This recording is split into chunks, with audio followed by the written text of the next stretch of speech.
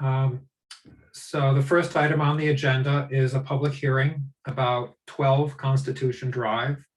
So let's open the hearing and begin by hearing from the applicants, Annette and Sal Padala. Why don't you tell us about your proposal, your project? We're looking to put a 6-foot fence for our pool along the side of the property. The reason why a 6-foot fence needs to be put there is because there's a 2-foot high knee wall on the side, on the neighboring property, which would not allow us, according to Charlotte, to put a 4-foot fence. Right.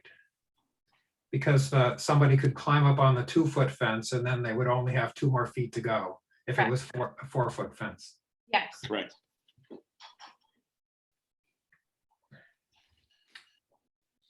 All right.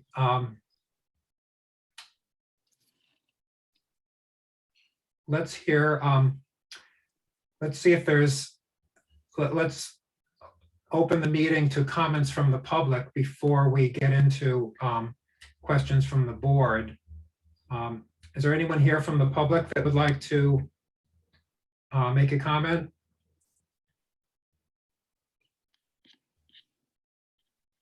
All right. I guess not, and we did not receive any written comments. So before we talk further, let me just, I skipped some items of business I should have mentioned at the start. We do have a quorum here tonight, a quorum of board members. There's 4 members out of a possible 5. John Martin, Mary Ann Remy, Heath Sallet, and myself, Eric Worth, the chair. And the applicants at 12 Constitution Drive submitted the certified mail receipts. They were complete and correct. I examined them. And they also submitted an affidavit about the posting of the sign. So those requirements are complete and correct. And then lastly, I should note that this application is exempt from environmental review, from SECRA review by definition. So there's no need for environmental review. And a public notice about this hearing appeared in the PCNR last week. Now, so I have a question for you, Annette and Sal. One thing that we consider, that we're required to consider by law, is whether you have alternative ways of achieving your goal without the need for a variance. So I'm wondering, what about the idea of posting, installing a 4-foot fence, but moving it away from the knee wall so that The yards here in Constitution Drive are extremely small. There'd then be a fence running up the center of my property. We wouldn't be able to get a machine or a lawnmower, like a ride-on lawnmower in the backyard. If we wanted to do work to the back of foundation, I wouldn't be able to get an excavator down the side yard if the fence is, it would literally, you'd have 10 feet in between the house and where that would be installed, and there's a awning, a metal, like an awning on there, so then you wouldn't have any room to get anything through. okay. So it's an open grassy area, but it would, you're saying if putting a fence down the middle would Mess up their whole entire area of the yard. Okay.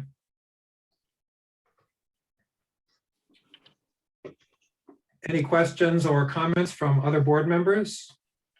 So I'm looking at it, the width of the backyard and the property appears to be 75 feet, right?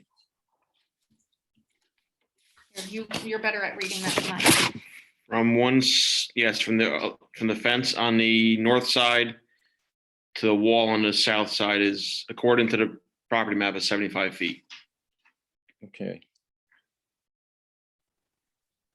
And there was a picture sent with regards to a patio and a picnic table on it. What was that an image of? That fence is already existing on the other side. It's always been here prior to us. that's a 6-foot fence on the north side of the property between us and number 10. And the knee wall is on the south side of the property. Correct. Correct. And you guys had asked for pictures that kind of just to see what the backyard looks like. And That's right. You know, we're looking to mirror that image on the other side with the same fence. So I see that fence, neighboring fence is sort of undulating, correct? It's not straight across from what I remember seeing. What do you The mean? 6-foot fence, I was just looking at the photo that you had sent. It looked like a fence that sort of had dips. Well, each pillar is probably 2 inches higher than the actual center of the fence. Okay, So it's not level across, if that's what you mean. okay, and you are planning on, The one so that we're getting is going to be level. Straight across. and the fence you are going to put in will match the height of that? Correct. Yes. And that'd be 6 feet to permit a 4-foot clearance from the knee wall? Correct. Correct. The height, yeah, the top of the knee wall, that is.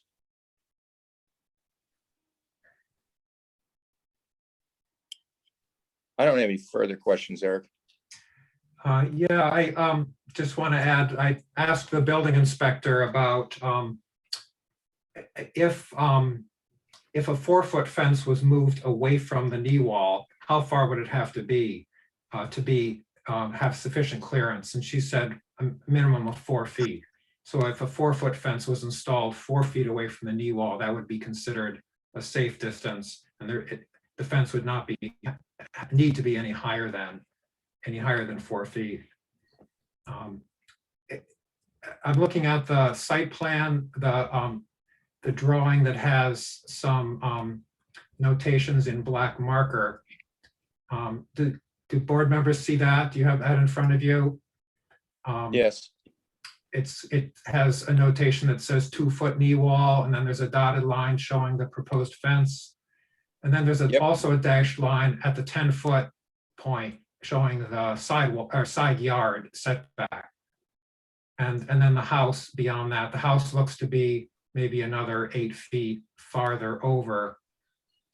So there's about, well, I guess the drawing shows, the surveyor's drawing shows it's about 17.8 feet from the side property line to the side of the house. So that's kind of the corridor there between the house and the property line.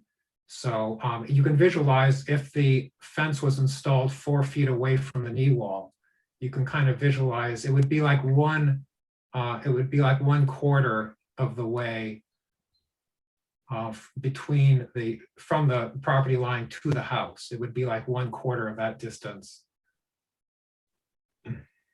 it's not gonna run, that would be just to the back of the yard. It wouldn't run alongside the house, right? Correct. I guess it would just go, they're talking about extending it just as far as the knee wall. Yep, that's correct. Now, when we're looking at the site plan, am I correct that I'm pulling up the graph paper from the site? Am I? Right. Okay, I just want to make sure. Well, that shows you some information. Then there was another drawing that has some What it looks like right here. black marker notations on it. It's a surveyor's drawing signed by Roy Burgess. And then it has a black magic marker on it. Got it. That kind of gives you some more dimensions. So from the back corner, so from the southeast corner of the house, there is like I said before, there's an awning that sticks out probably 8 feet. So from the edge of that to the actual other property line, you only have 11 feet. If you put a fence 4 feet off of there, you're only gonna be able to have whatever 4 or 5 feet in between there. And the neighboring houses here, they're literally on top of each other. So I will have the way I can't even explain how it is. A 4-foot fence would be sitting out floating. I can't even, the neighbor's garage is literally like on our property line. So a 4-foot fence off of that would look ridiculous. Where So is, there's a garage right alongside the knee wall? The knee wall goes into the back of their garage. Okay.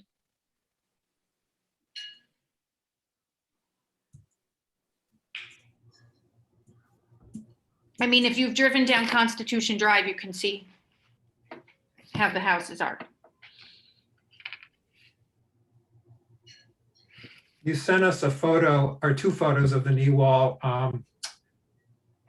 One of them shows in the distance, it looks like the back of a house with a kind of glassed in. That's their backyard. Okay, that's your neighbor to the south, right? Yes. Yes.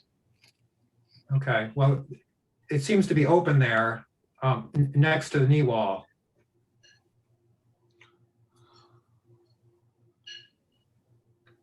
There's a stump where a tree was cut down, Yes. Yes, about a month ago, they took the tree down.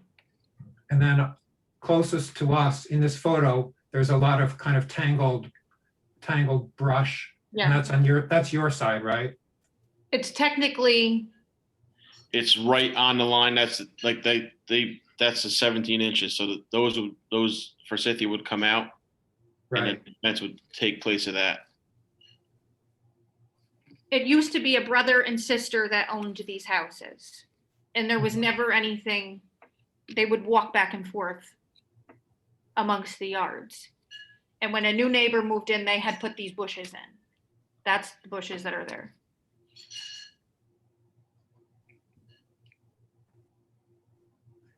What about putting the fence? I mean, the purpose of the fence is really just is to keep children from falling into the pool. What about putting the fence way over, like starting at the corner of the house or even closer? There's a tree in the backyard. And it's also just to keep, we've talked to the neighbor, to them also, and they're fine with, they said, we have no problem with putting a fence there. They have a 6-foot fence on the other side of them. There's about 8 houses on the street that have 6-foot fences. One of them just replaced a 6-foot fence. Yeah, I've walked down the street and I've seen that there are in fact several 6-foot fences nearby, definitely. There's even one with an 8-foot deer fence. I think we've dealt with only 1 or 2 properties on Constitution Avenue in the 14 years I've been on the board that sought to put in 6-foot fences and pointed out there were other properties having 6-foot fences, and we didn't allow it. The other ones, I don't know whether they were grandfathered in, but the zoning board does not run around trying to do code enforcement. We simply take the applications. So we're stuck with really just interpreting the code. And it doesn't necessarily mean those other 6-foot fences are valid. I don't know whether they pre-exist the code or not. Now, if it's so hard to get the variance for a 6-foot fence, why is it so easy to get a replacement if you don't want them? Sorry, to get a replacement? I'm just saying, if 6-foot fences aren't allowed and not wanted, why is it so easy for somebody to replace a 6-foot fence? Well, they can't. Because it was done not long ago. Well, they can't do that. I mean, Apparently, they had the permits and everything to do it. Well, if the previous fence was legitimate and authorized, then they could replace it with a similar fence. And that would not be a problem. So maybe the pre-existing fence was authorized. That's, if they had a permit, that's, could be the only reason.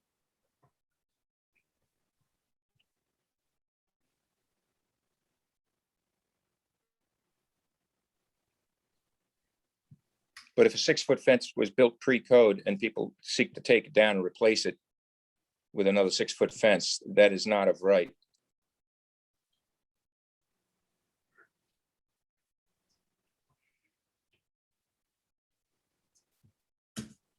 Well,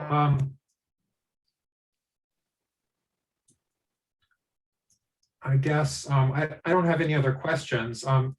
Looks like there's a member that's joined and has a hand raised. A member of the community. Oh, you want to say something, miss? Yeah, I just want to say I'm the neighbor across the street, and there are, like they said, there are several 6-foot fences on the street already. And you won't really even see this when you drive up the street because it's in between the 2 yards. It's for the protection of the children and the people in the neighborhood so they don't get by the pool.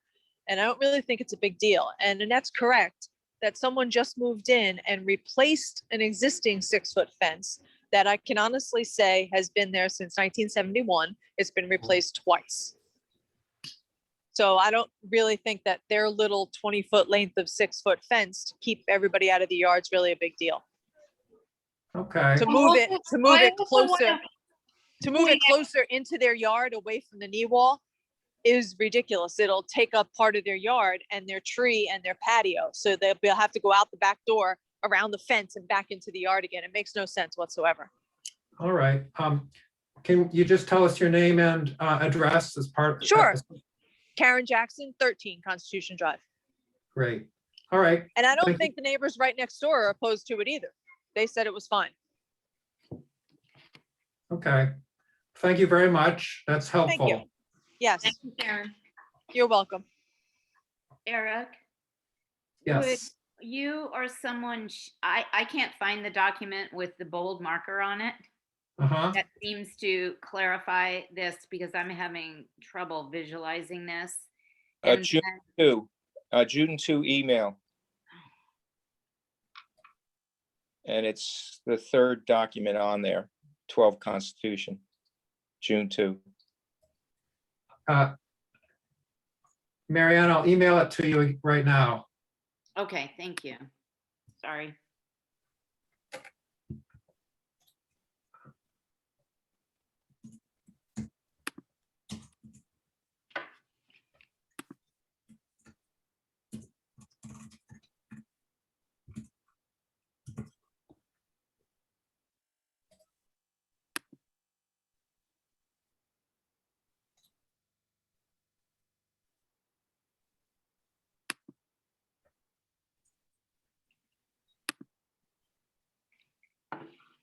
Oh, I found it now.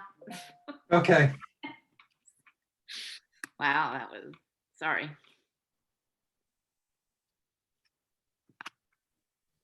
So Eric, I do have a question. So on the north side, there's a 6-foot fence. Does that run the full length of the property on the neighbor's side? No, it does No, not. it's from the back of the house, To the back of the- our garage. from the back of our garage to the fence. And is there a 6-foot fence along the east property line to the back, to your backyard? No, Right. it's a 4-foot chain link fence with barbed wire on top for the battery plant. Okay. Cliff on the Yeah, other side of it. Of it, and so the knee wall, and you'd be looking to put a 6-foot fence the length of the knee wall. From that little gap at the end of the knee wall to the back of the house, what would be, if you draw a parallel line, would that be an open gap there by any chance? Or is there going to be a fence extended there too? The 17 inches, you mean? Off of the back of their garage, there'll be a piece, a solid piece there as well. Cornering it, going around the corner to the back of the garage.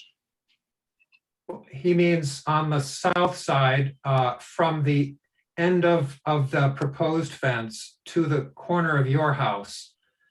There's an opening, it would be like 20 feet. What will be there to keep someone from entering the pool area?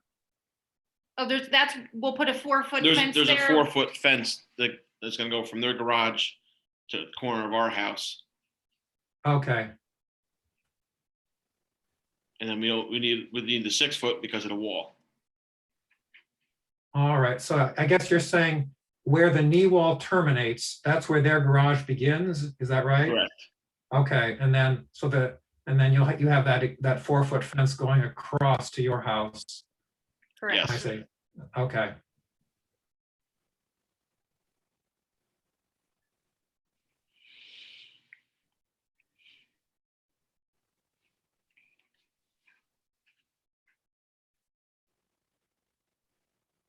I don't have any further questions, Eric. Marianne and Heath, anything more from you?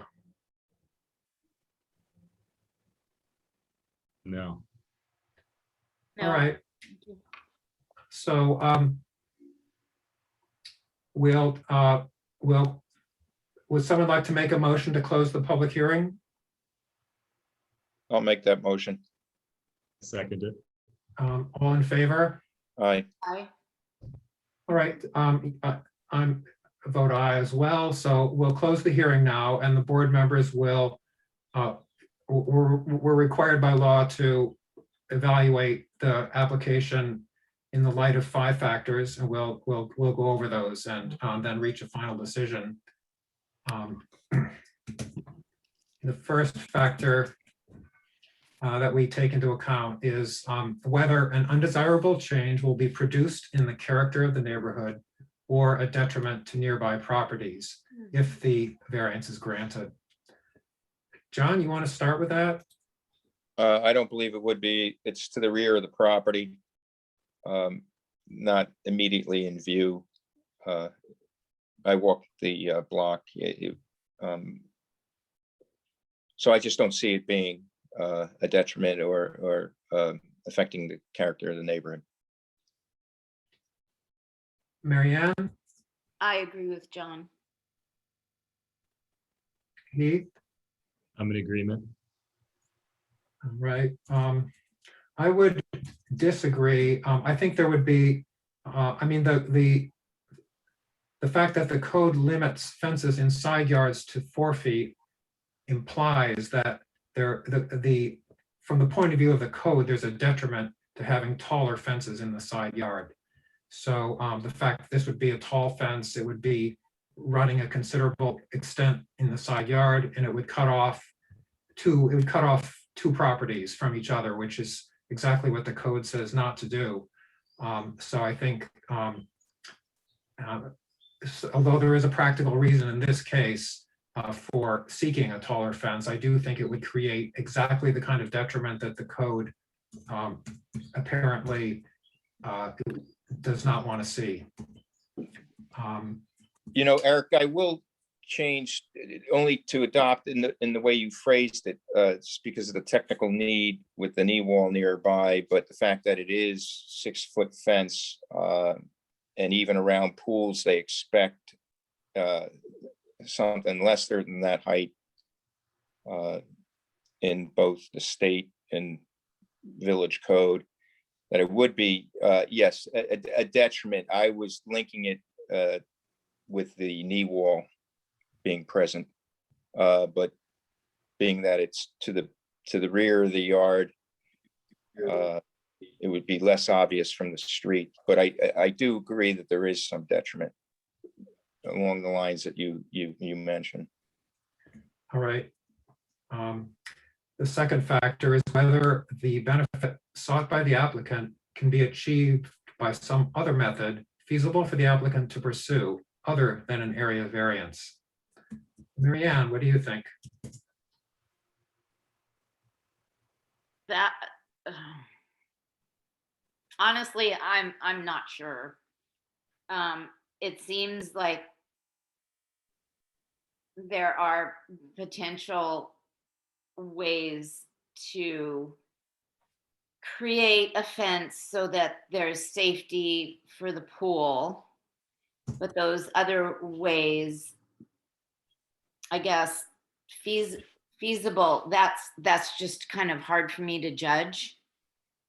I mean, it's possible, but honestly, I'm not sure how to judge the feasibility of it. All So right, I'm not sure. okay, fair enough. Heath, how about you?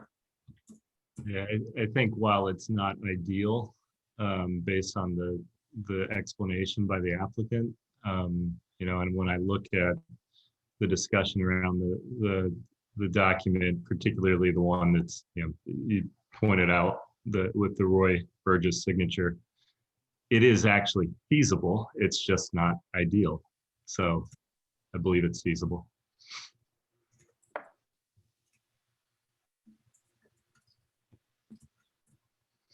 How about you, John? Well, I think that there are other feasible means if the code is sort of not wanting to have barriers around properties, 6-foot walls. One feasible way would be the way you suggested, maybe having a fence closer to the pool. That would be only 4 feet, sort of just to protect the pool from children trying to access that area. So I think there are other means. Okay, thank you. I would say basically the same thing. I think, yes, there are other feasible means. They may not be ideal, but the zoning code or this language, this factor that we're considering is not asking what is the ideal, whether the applicant is getting the ideal result. The fact is, anyone who puts in a pool must put up fences on all sides. And everybody would like to put the fence in,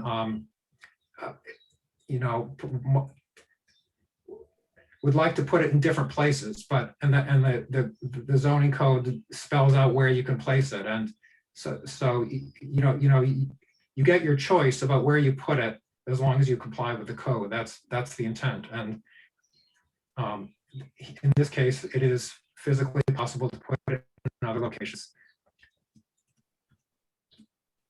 The third factor that we look at is whether the requested variance is substantial. Heath, what do you think? It is substantial, just based on the request and the code. I would agree, since we're talking about an exception going from 4 feet to 6 feet, so that's a 50% increase in the requested height. So that is substantial in terms of just proportion. John? I agree with that. The statement's accurate. Marianne? Yes, I see it as substantial.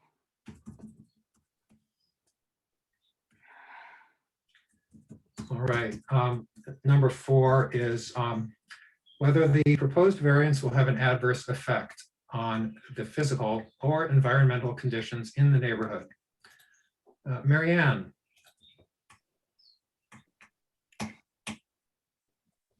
Well, I think as you pointed out, are we talking about the neighborhood in general, or we're talking about neighbors as well? So, Well, the neighborhood, which would include the immediate neighbors. okay. and other- So as you pointed out, the purpose of having fences be 4 feet are to not create barriers in between neighbors. So I guess I'd say, yes, it does have a negative impact. Well, this factor involves specifically physical and environmental factors, which is kind of, that's more like, that's not so much the social aspect as more the, like factors like runoff, Oh, animal migration, anything you can think of that's physical and environmental, drainage. Airflow, sunlight. Yeah.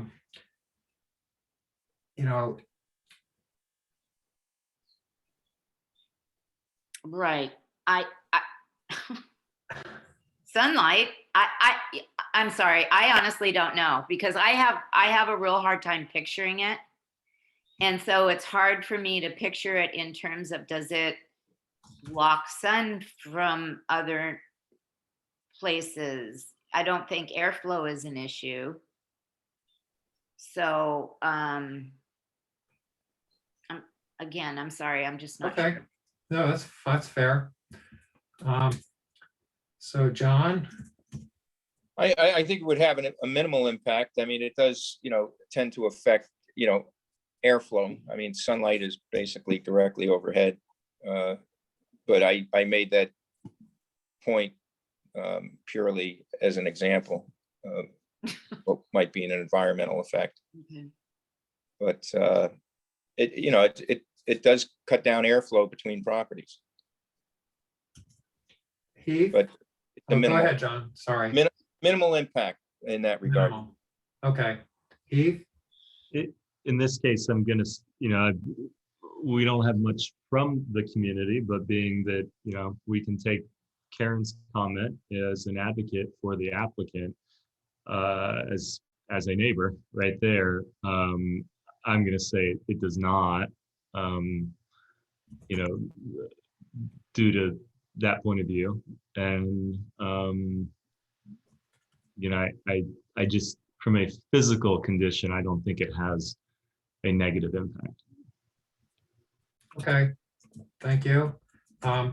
I generally agree. I think there would be minimal or no physical or environmental impact. We're just talking about the difference between a 2-foot difference in height, 4 versus 2, or 6 versus 4 rather. And I don't think that's going to have any measurable impact. Number 5, whether the alleged difficulty was self-created. And I'll start by saying, yes, it was, and that's the case with almost all area variances. And self-created in this case simply meaning that it was a voluntary, it's part of a voluntary project, and it's not something imposed from outside. So, and that's the case with almost all area variances. Heath, I'm in agreement with you. It is self-created. okay. John, Self-created, because I think there are the feasible means of enclosing the pool with a 4-foot fence by bringing the fence close to the pool. And that leaves still a portion of the backyard that's open. Marianne, Yes, it's self-created. all right. So that takes care of all 5. I will summarize what board members said. Number 1, undesirable change in character of neighborhood or detriment to nearby properties. There it was a split vote. 2 people said yes, 2 people said no. So we can take that as a neutral with regard to the application. Number 2, whether the benefit sought can be achieved by some other means, feasible means. And there, 3 members said yes. So that weighs against the application. Number 3, whether it's substantial, everybody said yes, so that weighs against the application. Number 4,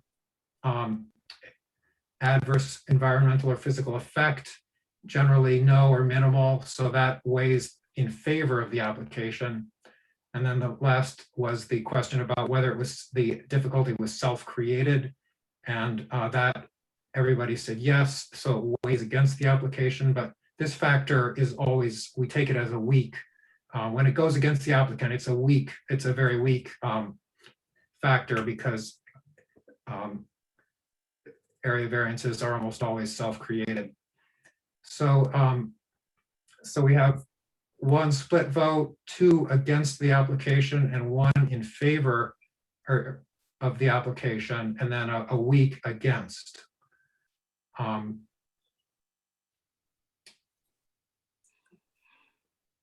And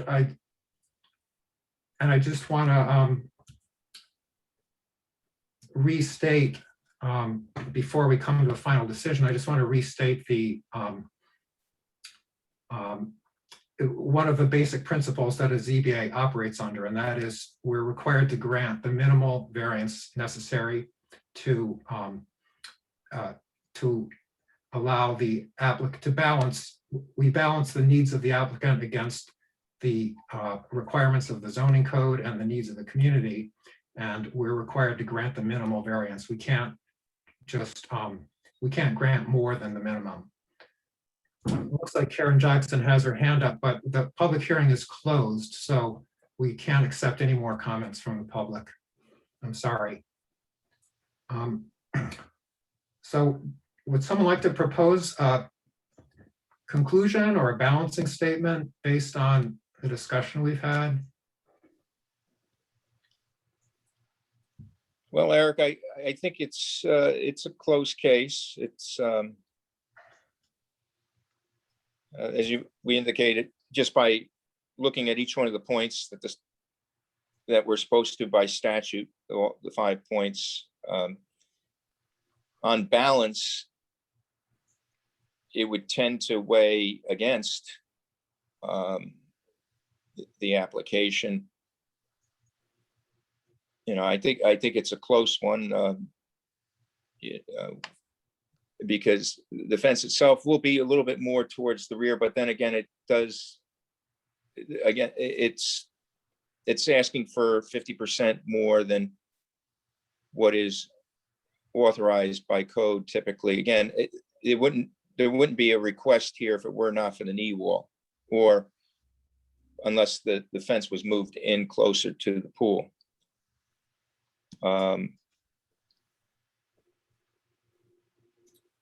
So it's a little, I think it's a little bit of a tricky, on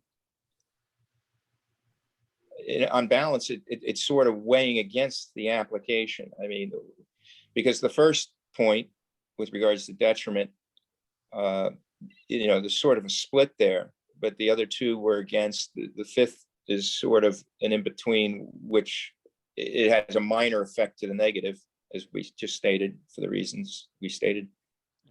And I would interrupt you for just a second to say, John, in that first point too, I think that split, I'm conflicted with making the split myself. So I think I'm more, you know, the conversation itself, I think still by following the guidelines that were required, I'm kind of conflicted in not being more opposed based on the guidelines for the first point with the undesirable change written in the code. One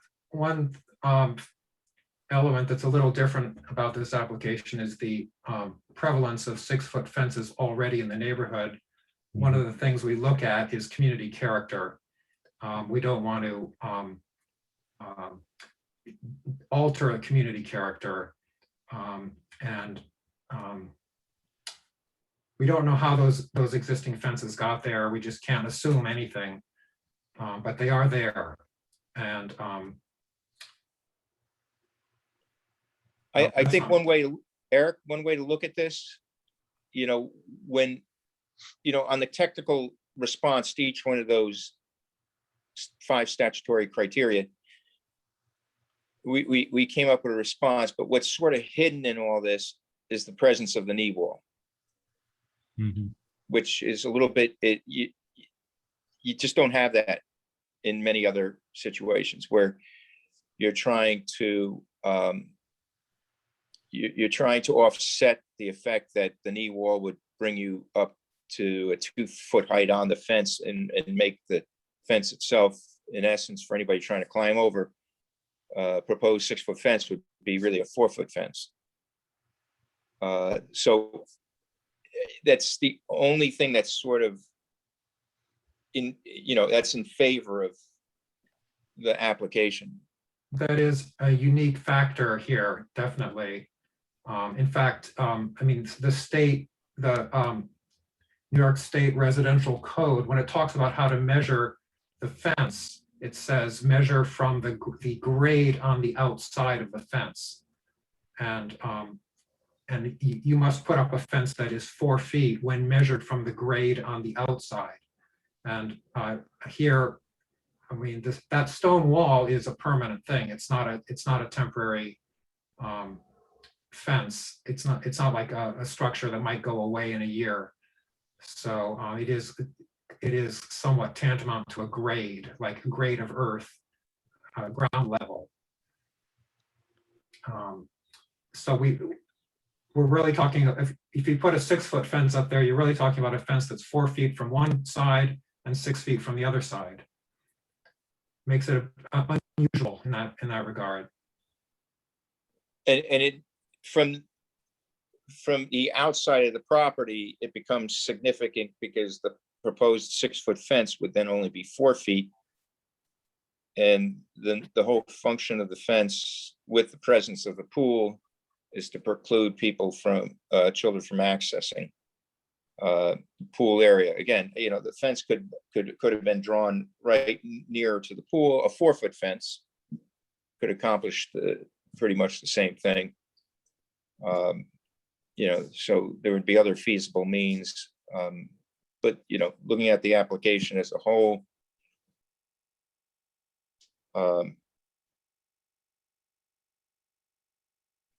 it's a close one. It is, and I'm We're not- appreciating this conversation, guys.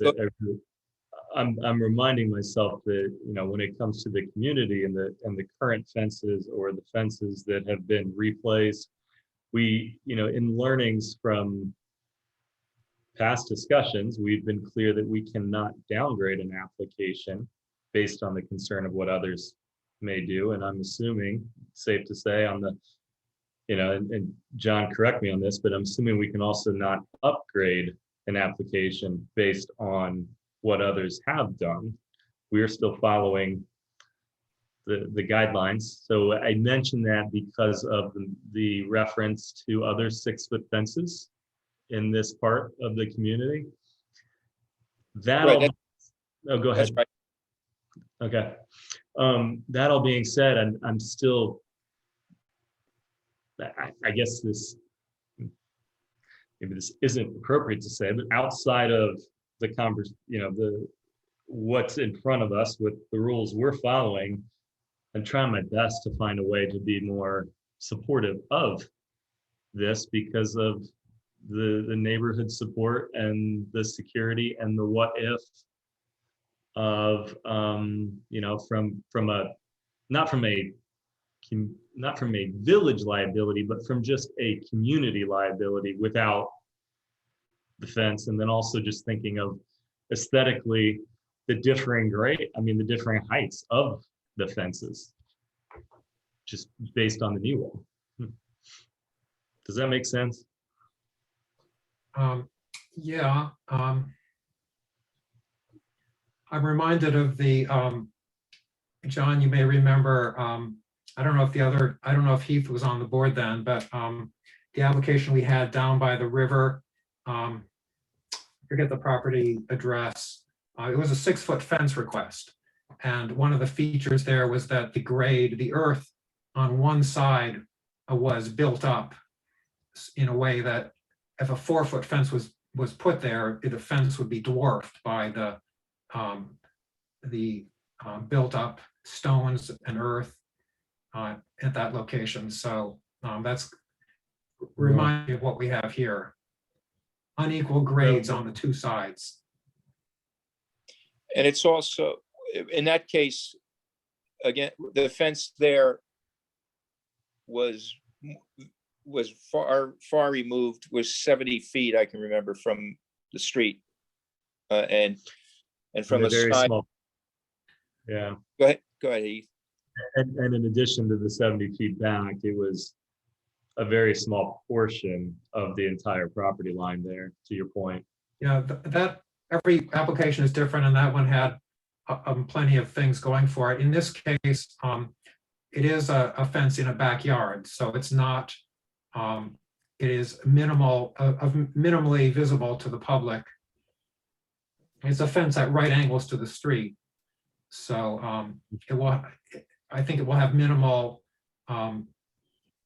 Whatever detriment there is would be only to the neighbors in their backyards. That's like the extent of it. I don't think there's detriment to the public on the street. And I think I might add, Eric, from what we discussed, the garage of the southerly neighbor. The fence would be to the rear of that garage. Yeah, So it would not be that visible if in fact the garage of the neighbor is right on the property line on the applicant's southerly property line. well, I'm inclined to propose a balancing statement then that says, although the applicant has alternatives, they aren't as attractive. And although the requested variance is substantial, nevertheless, on balance, we approve the request because of several unique factors about this configuration, mainly the presence of a permanent stone wall 2 feet high, which would give a 6-foot fence the effective height of 4 feet from the neighbor's side, from the outside. In addition, the minimal visibility of the fence to the public. And number 3, the third consideration is the neighborhood character, the presence of a large number of 6-foot fences already.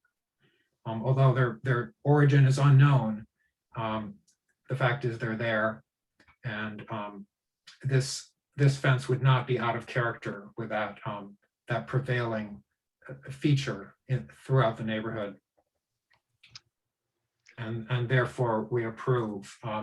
How does that balancing sound to board members? That sounds to be good to me, Eric. I know we did not gather information. We maybe a little bit for the fact that the garage of the southerly neighbor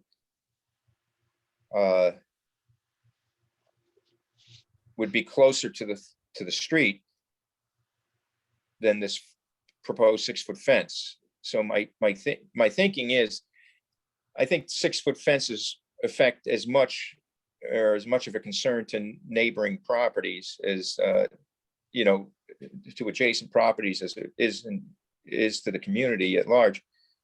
And to me, the garage, if it's situated where it was stated to be for the neighbor on the south side of the applicant's property, you would not see that 6-foot fence.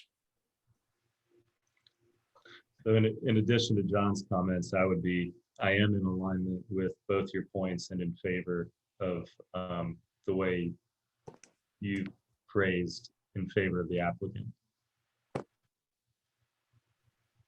All right, then I'll make a motion that we approve on the grounds that I just stated in my balancing statement. I'll second that. All in favor? Aye. Aye. All right, I agree. So it's unanimous. So Annette and Sal, thank you for putting up with the process. And we have approved the request. We'll write up an official resolution and consider it at our next meeting, which will be in 2 weeks. And then at that point, we'll submit it to the clerk, and that'll be the official okay. All right. Now, what if are we allowed to put the fence in if it comes? Because I'd like to secure the yard. I'll tell Charlotte, the building inspector, tomorrow about the decision. And so it'll be up to her. I don't know if she needs to wait for the resolution or not. I mean, we've made an official decision, and the resolution is really just putting it into words. So it's very possible she'll be willing to let you go ahead. Okay, She still has to issue the building permit for it before you can put it up. she has to issue the building, and she'll email that to me, or I'll have to pick it up? She has to, that's up to her, but you can't put the fence up until she issues the building permit. And then Okay, she'll take into consideration what Eric just said in the decision, okay, and it'll be up to Charlotte, but don't move forward till you have the building permit. okay. All right?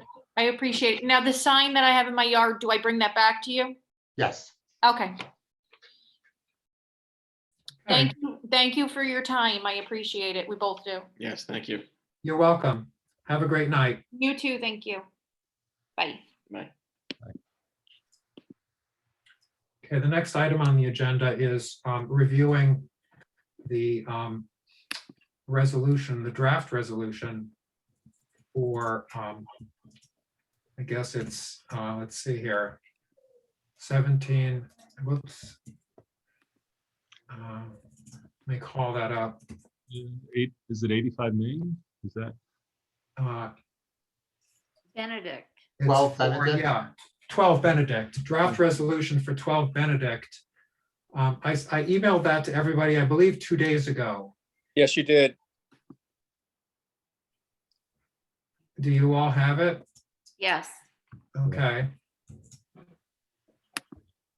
Take a moment to go over it and see if there's anything to change.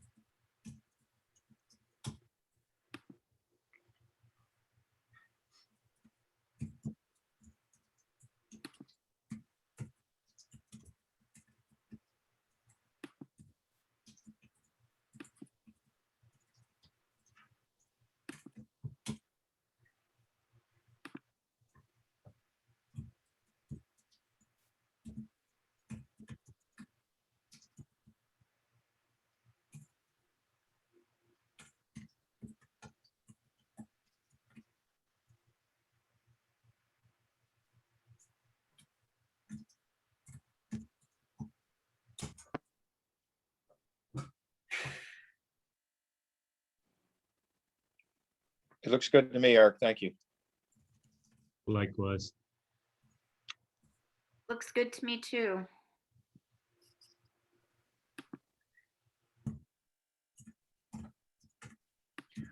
All right, thanks. Does somebody want to make a motion to approve it as written? As written, I do. I make that motion for the, Second. All in favor?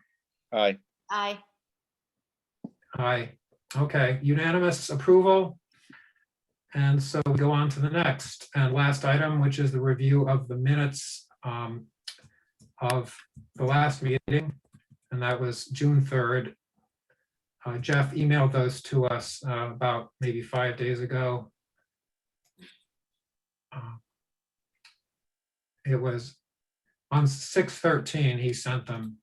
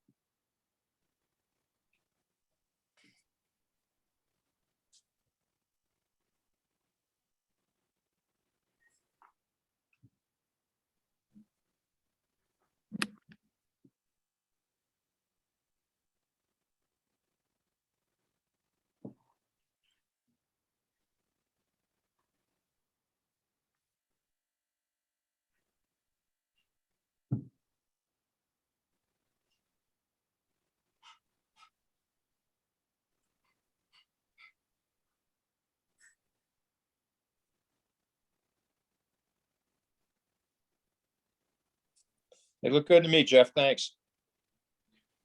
The I only, would, go ahead, Heath.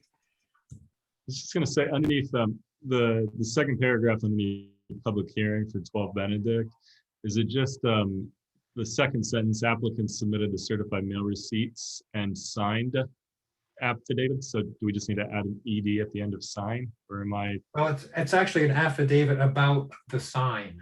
the sign? It is a sign. Yeah, it is a sign affidavit. Well, I'm sorry, Jeff. I didn't. Here I am.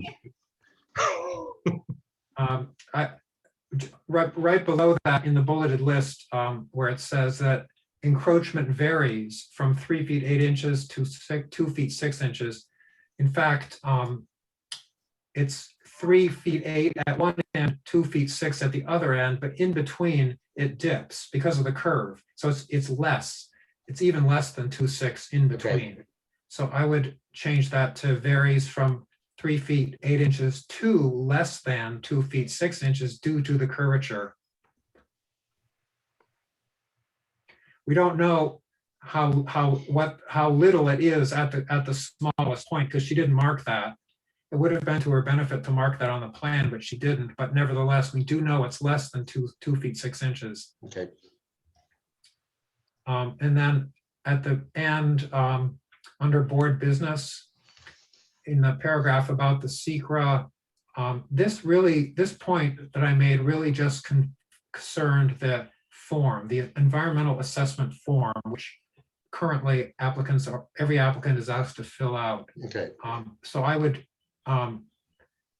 change it to read, the board discussed if it was necessary to ask every applicant to fill out the environmental assessment form. Since nearly all the applicants are exempt from SECRA review, then the next sentence I would read, the board decided that applicants will only be asked to complete the form when SECRA review is necessary.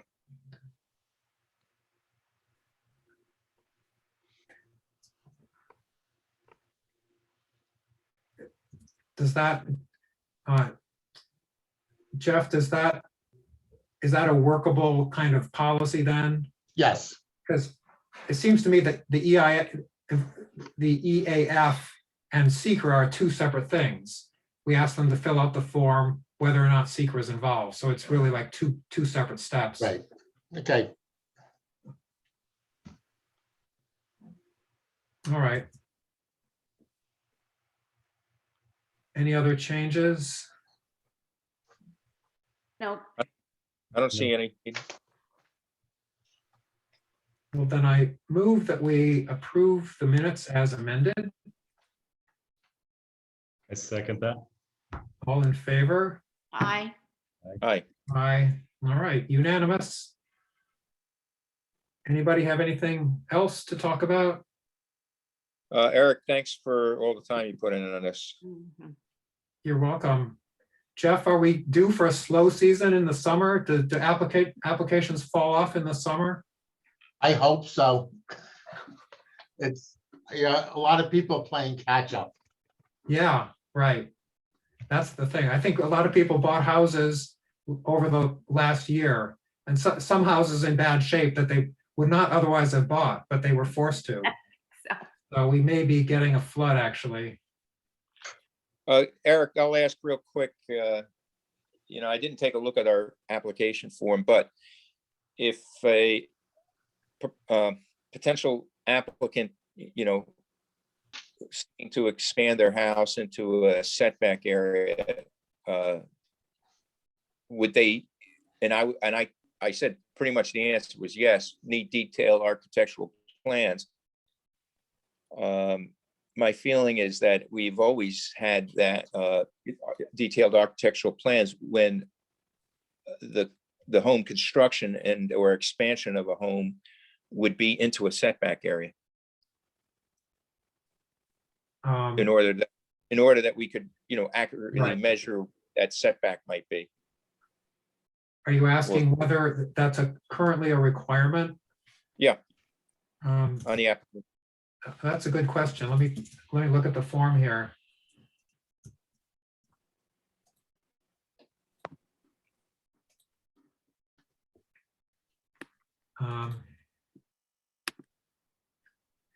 It does say 8 copies of a proposed site plan, 11 by 17 copies recommended, must clearly show the following: footprint of existing buildings, accessory buildings, porches, decks, walls, fences, other structures. Story heights must be noted. Footprint of proposal must be shown, differentiated by color or crosshatching. Distance of proposed building from front, side, and rear property lines should be noted. Dashed lines indicating setback boundaries. And then in boldface, the proposed site plan is the most important document you will submit.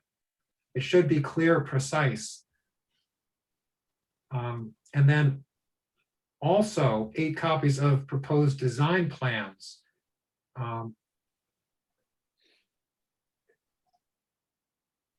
Showing the following: how proposed plan relates to existing building, proposed building elevations for all sides of existing and proposed, show height of all flat roofs above grade. So yeah, there are two kinds of plans are mandatory: site plan and design plans. My question to you then, ordinarily a site plan would be prepared by an architect, I imagine. And certainly design plans would be, but do we require a licensed architect to submit such plans? Or can somebody rudimentarily sketch something out without qualifications? The application does not say anything about who creates these drawings. So I guess we do not require a professional or any particular person to do it.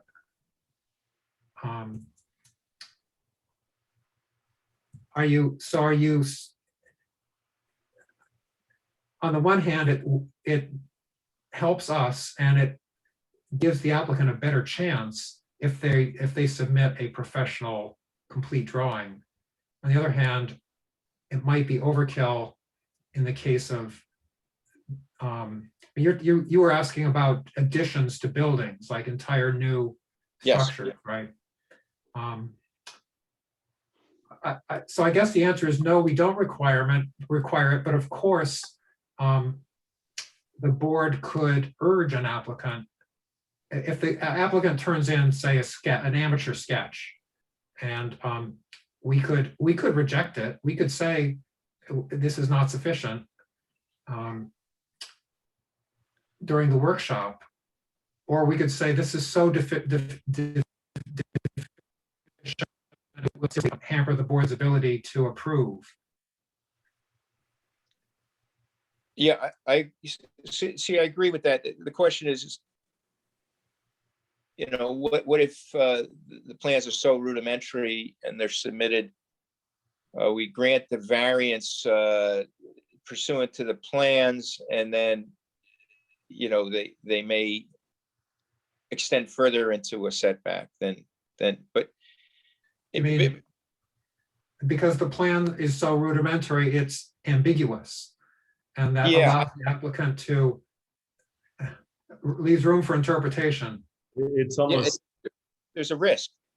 and there's the risk, and I don't want to, and I'm appreciating this very much, the thought around this, but because I want to always assume that it's with transparency and honesty and, but there's also the risk of omission when plans are so rudimentary. And then we're making a decision based on, what we have. But That's, I think that puts us up, would put us on solid ground. I think that's, I would hate to spell out in the application some maximal version of, and put require everyone to meet that level when in some cases it just may not be necessary.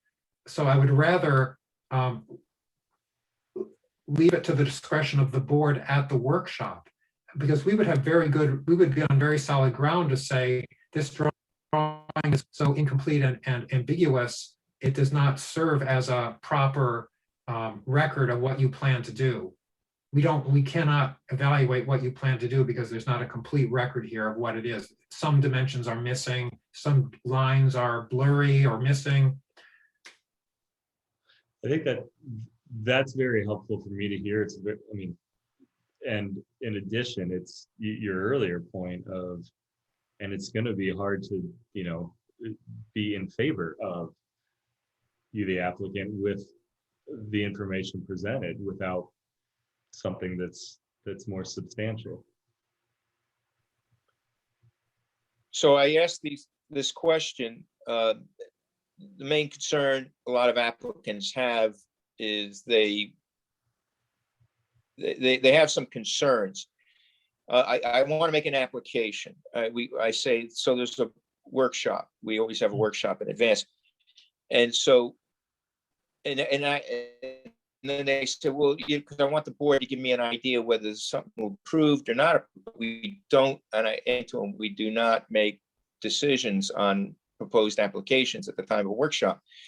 Then do I have to go ahead and hire an architect, spend all that money? And then now I could be wasting my money. That's the key here. Yeah. Your audio was breaking up a little bit, John, but you were saying you're concerned that if we press an applicant to submit professional plans and then it gets rejected, they could be resentful? Is that what you're saying, at the expense? No, my only issue here was the issue of a potential applicant who was like, do I have to go ahead and go get, architectural plans and make that expense when I'm really not sure, whether or not I'll be granted my variance? Oh, And I mean, well, then, so I just simply said, listen, bring your application to the board to be a workshop, and we would tell you what we'd possibly need. yeah, I think didn't we have a case like that a couple of years ago? I mean, this has come up in some form or another. Somebody, like we made an effort to be as transparent as we could to the applicant about probable results before the applicant spent too much. I mean, so that's certainly desirable to do, but that's part of the game. If you're going to renovate your house, you got to go through there's no way to. It's a chicken and egg thing. Right. Kind of a measure twice, cut once, kind of thing. Is that how? Well, there's just no way to go through the process without going through the process. I mean, there's no shortcuts. It's all. Okay, so just to let you know, I told them, I had looked through it and I came up with the same thing with the site plan and with the design plan. And, we've often seen architectural designs when a house is being expanded. We've often had them. I didn't know whether that was implied in that language, whether it would have to be sort of an expert, because what do you and I know about architectural designs? We don't. Who do we know who can be more exacting as to where the proposed design structure is going to really end up on the property and how far it back?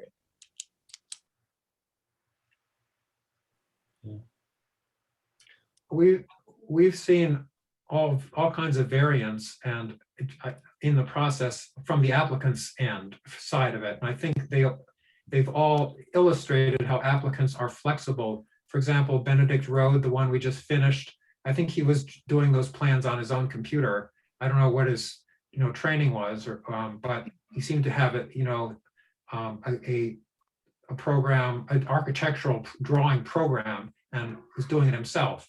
And that was fine. The plans were good. And then the shed we had a year ago, the architect there was a real architect involved, separate, an employed architect, and he revised the plans as we went along. He would submit one set, we would critique them, then he'd submit another set. So, The critique was in the workshop, is that? no, we had a couple of hearings. the hearing? The hearing over several meetings was continued, one long hearing, and we objected to certain features, and the architect just generated new plans. So, that shows that shows a lot of professional investment. An applicant willing and required to put in a lot of professional investment to get to the end of the process, and there's no other way to do it. There's no other way we could evaluate that application without having those revised plans over and over. That's right. Okay, so then I pretty much, with my general understanding of things, told the person appropriately, just apply for a workshop and we'll let you know what we need. I mean, I said all the information is in the application. I didn't want to I didn't want to go start spoon feeding the person, because it was getting to a point where, they were talking about, talking about the project. And, I'm getting to the point of like potentially recusing myself if the person thinks, oh, I know one person on the board, and I'm just not going to put myself in that position. So they're trying to get all these, and I say this openly because other people will be asked potentially the same way. And you try not to get too into it. You simply say, well, we have a Cold Spring Village site that has zoning application on it, what's needed. And, and then the person got very involved in trying to explain it and why their neighbors are upset and why they shouldn't be permitted to do something. And I said, look, we can't go on this. And I said, I may recuse myself. And he goes, well, don't do that. You're And my I'm like, friend. and I'm like, well, why would you give me that response? Mary Ann, if you get asked that same question that John's talking about, my typical routine is just to say, listen, you need to seek legal advice from John Martin if they come to me.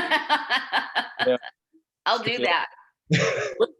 Yeah, or just go to the Cold Spring board. See, people will ask, and none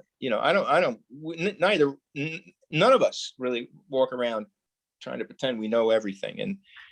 And we are a board of 5 people, and so it's 5 decision makers. And fortunately, we have a very good chairman in Eric, who's very meticulous about everything. So anyway, all this being said, I just wanted to ask those questions where, I'm done with my questions. I will simply inform the person to show up at a workshop. So I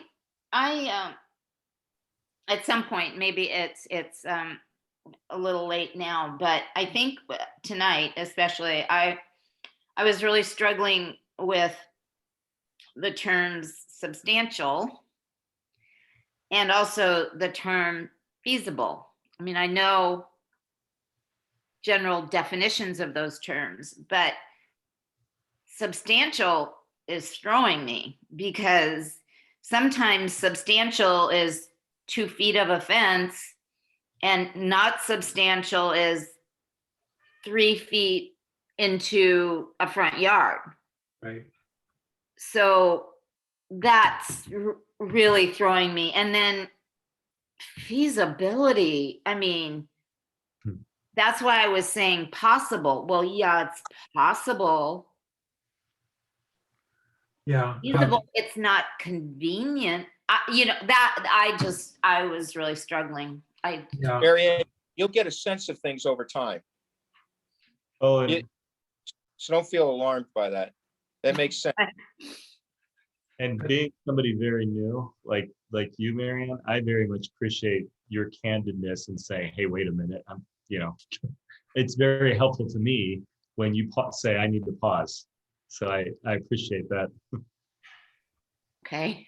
Yeah, I had exactly the same thoughts when I started this. And if there's anything I would appreciate, if anyone was going to hold a seminar, a webinar or something for board members, I would love to get these questions addressed. And these are the kind of things that I've never seen addressed in writing or anywhere, but and it's springs from the fact that the law is so badly written. These factors that we deal with, the language that I read comes straight from the law, and they're very badly written, badly thought through.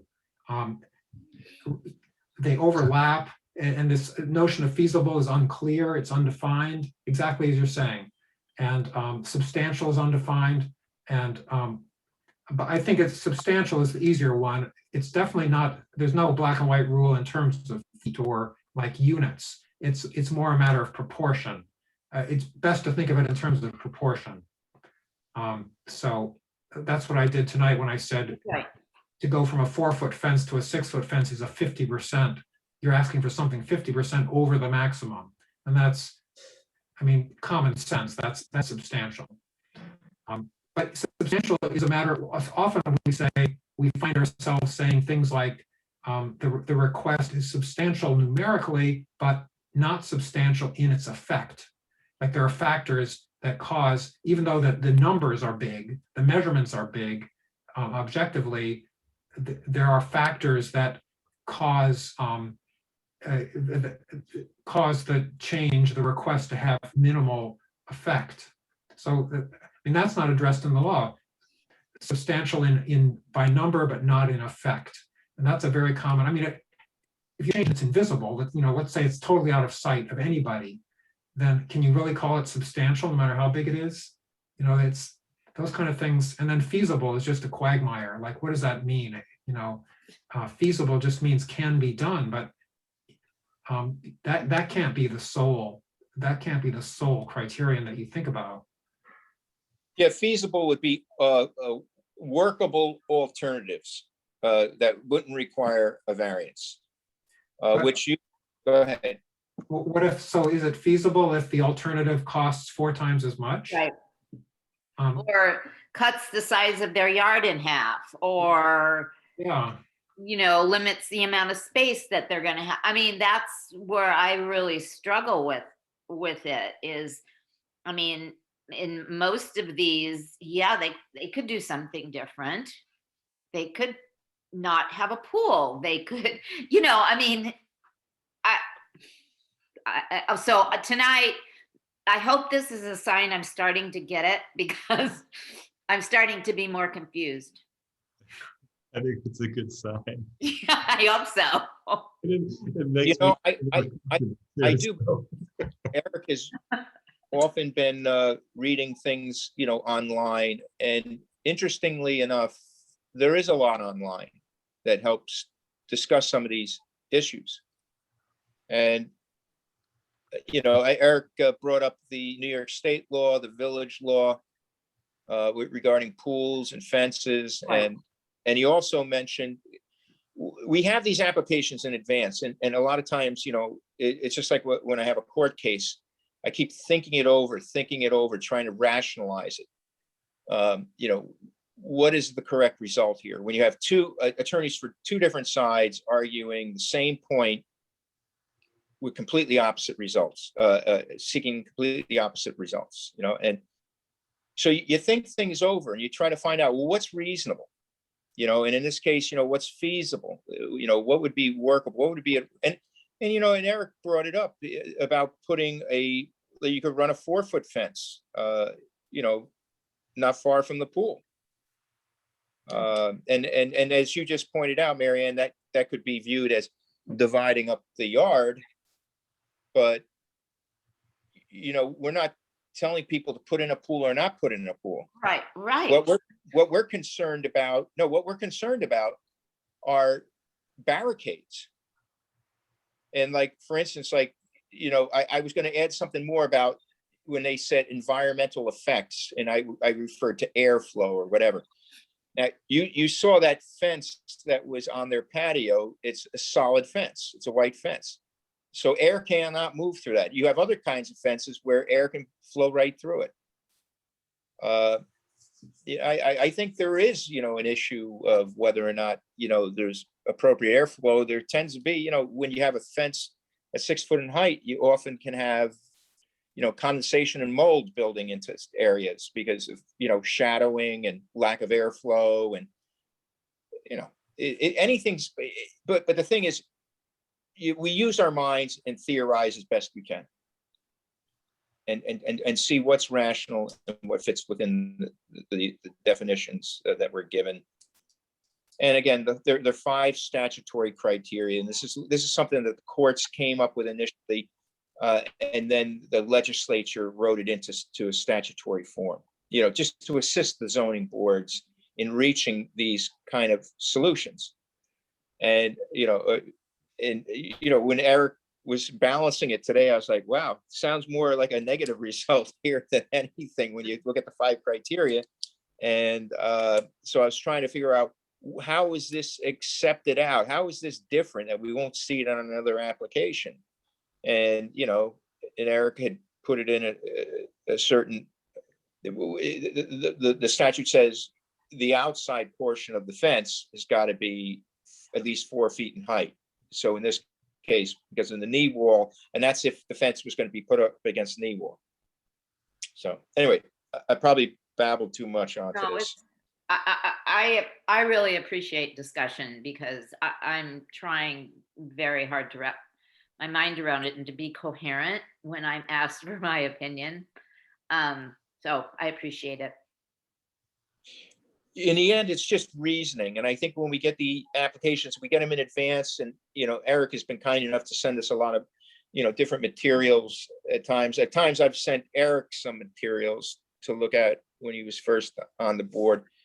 And I'll probably send him additional. I wouldn't personally send it to the board. I would send it through Eric and let him decide, what's going to go to the board.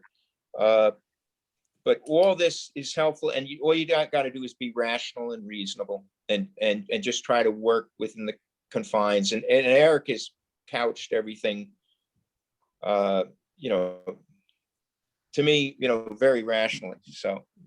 No, and I appreciate, Eric, how gently you guide me when I'm out in left field. So I appreciate that. One thing, I think, as you get more experience, you'll kind of back off from the language, the literal language, and deal kind of more with the holistic picture that the applicants present, and in human terms, and you'll be guided more by a few general principles. One principle to keep in mind is the zoning code wants to be complied with. It's designed to always push people into compliance. When there are things that don't comply, its tendency is to try to navigate people into compliance. And tonight was an interesting case that the problem of the fence, the location of the fence, they said they didn't like it in the middle of the yard. That wasn't as convenient, but that's not the code's problem. You're not entitled to put it where you like. That's not a concept in zoning. You can put it where you like, but not in the side yard. And so it's just not relevant to say it breaks up my yard. I mean, that's not a fact. That's not really a language that makes any sense in terms of our thinking. They need some other reason, some other argument, which they had. Yeah. But that's just an example of the way to apply this principle about there should be always this sense of a pressure to conform to the code, and requiring some kind of trigger to create an exception. The code was put in place by the community, by the trustees, but with the intent that people could just not go and do with their property as they wished, and just build whatever size or do whatever they want to the annoyance or detriment of their neighbors. And so there had to be sort of a written, code, a framework of ideas that we have to try to fit within these things. And there can be variances because there can be different circumstances, but you try, we're here trying to do the village's, intent and purpose of